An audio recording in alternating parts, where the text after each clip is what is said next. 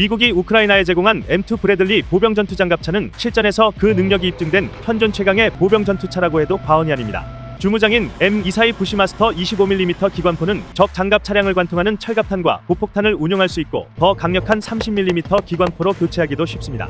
여기에 토대전차 미사일까지 별도로 탑재했습니다. 지난 여름 전투에 투입된 브래들리는 수많은 전투에서 성공적으로 임무를 수행하며 우크라이나 보병의 수호신과 같은 역할을 하고 있습니다. 뛰어난 무장과 방어력 덕분에 전투 중 사지에 몰린 아군에게 다가와 엄폐를 제공하고 기관포로 상대를 제압하며 전세를 역전시키는 모습을 여러 차례 보여줬죠. 지난 9월 우크라이나 최전선에서 브래들리를 운용하는 한 지휘관은 브래들리가 없었다면 아무도 살지 못했을 것이라고 증언하기도 했습니다.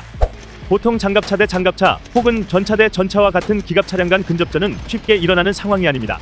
양쪽 모두 피해가 불보듯 뻔하기 때문이죠. 그런데 우크라이나 동부 도네츠크주 스테포베 지역에서 그런 일이 실제로 일어났습니다. 우크라이나군의 브래들리 장갑차와 러시아군의 주력 장갑차 BMP가 의도치 않게 전장에서 맞닥뜨렸고 이 모습을 우크라이나군 드론이 담아냈습니다.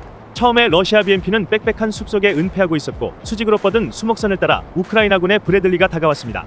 어둑해질 무렵으로 보이는 시간대와 울창한 나무들에 가려 시야가 제한적이지만 기본적으로 열화상 조준경을 갖추고 있는 브래들리는 BMP를 먼저 발견했습니다.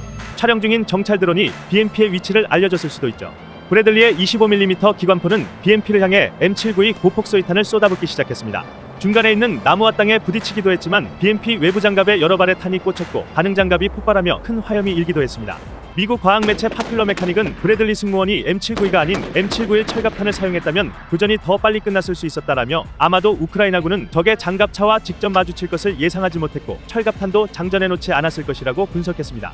브래들리와 BMP는 서로의 장갑을 뚫을 수 있는 기관포를 갖춘 걸로 알려졌는데 BMP 2인지 3인지는 식별할 수 없지만 러시아군은 한 발의 대응 사격조차 하지 못한 채 차량을 돌려 도주하려 시도합니다. 그나마 브래들리 바로 옆으로 떨어진 러시아군의 박격포탄이 유일한 반격이었습니다. 파퓰러 메카닉은 BMP가 도주한 결정적 요인은 브래들리가 BMP를 먼저 발견하고 공격했다는 것이라며 열화상 조준경 등 기술적인 차이를 지적했습니다. 그러나 러시아군의 BMP가 브래들리의 공격을 피해 달아나려는 순간 우크라이나군의 집속탄이 BMP 위로 정확히 떨어지고 수십 발의 자탄이 폭발합니다. 동시에 우크라이나군은 1인칭 자폭 드론을 이용해 러시아군을 향해 날아갔고 영상의 마지막 부분에선 결국 BMP의 포탑에서 여러 차례 폭발이 일어나는 모습이 보여집니다. 이처럼 브래들리는 어둠이 빨리 찾아오는 겨울 전장에서 더욱 위력을 발휘하고 있습니다. 실제로 14일 이 지역에서 촬영된 또 다른 영상에선 우크라이나군의 브래들리 한 대가 러시아군의 다목적 장갑차 MT-LB 세대를 공격하는 모습이 담겼는데요.